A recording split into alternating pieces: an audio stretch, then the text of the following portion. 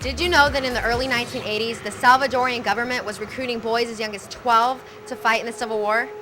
Innocent Voices is a film about a young boy who is trying to live a normal childhood while being caught in the crossfire of war. Andrea sits down with the writer and director of this eye-opening film.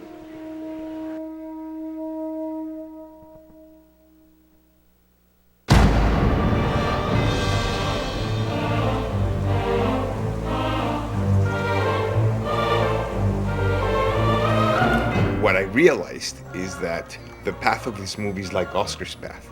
It wasn't easy, but he made it. Not only he survived as a person, as a boy, but look at what he became. He had that inner core.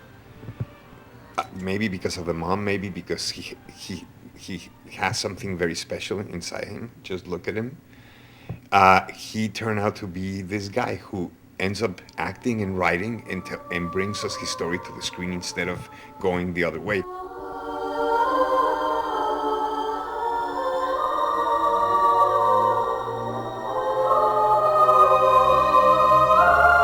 I've been blessed that I'm here and I've lived a life that I've lived and I'm still here to tell it, and that through it I'm able to share that.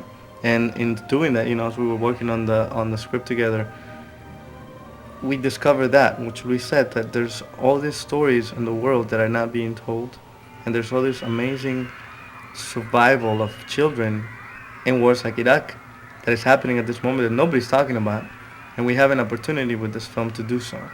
Even that first script was quite amazing.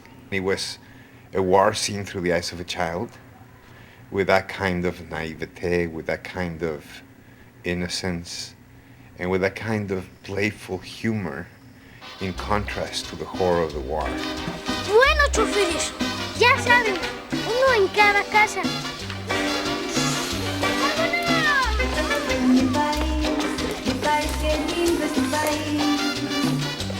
And when I met Oscar and I said, I want to make the movie, but I want to know more about you, about the 11-year-old boy, that's when he starts telling me about the fact that the army was recruiting children at the age of 12, and that was his dilemma.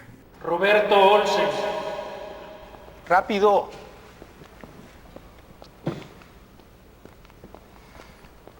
Deben sentirse orgullosos, muchachos.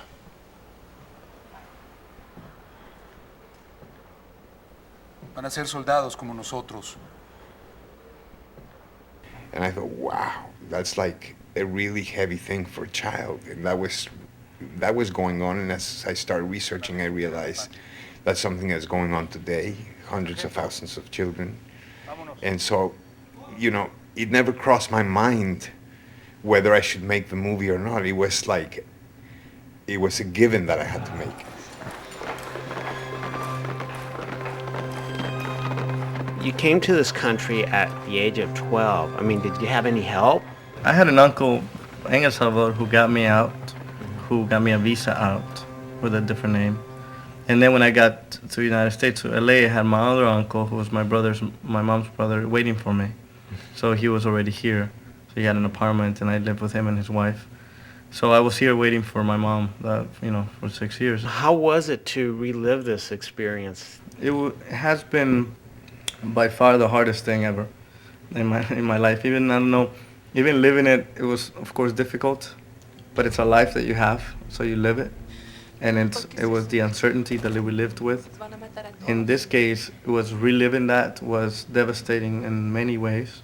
There was not one day that I didn't want to walk away from the whole thing. And there's every single day I was on the set in Veracruz, Mexico, and I would call my family and I would say, I can't do this. I'm going home tomorrow.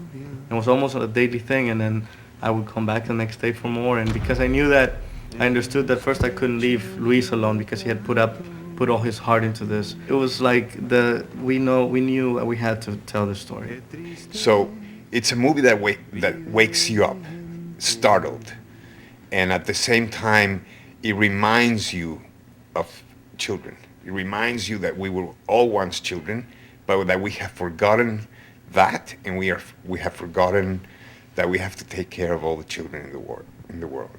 Arriba, deja la mujer preñada, abajo. The feeling that I get is it's a lot of confusion because the people clap for us for having made this film, but we're making a film that should ever have been made because what we lived shouldn't have never ever happened.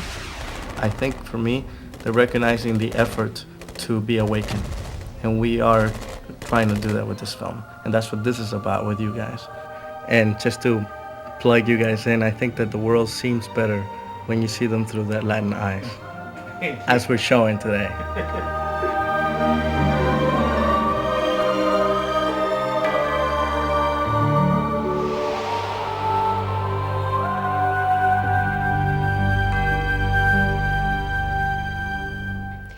You know, that story really touches my heart because my father was from El Salvador.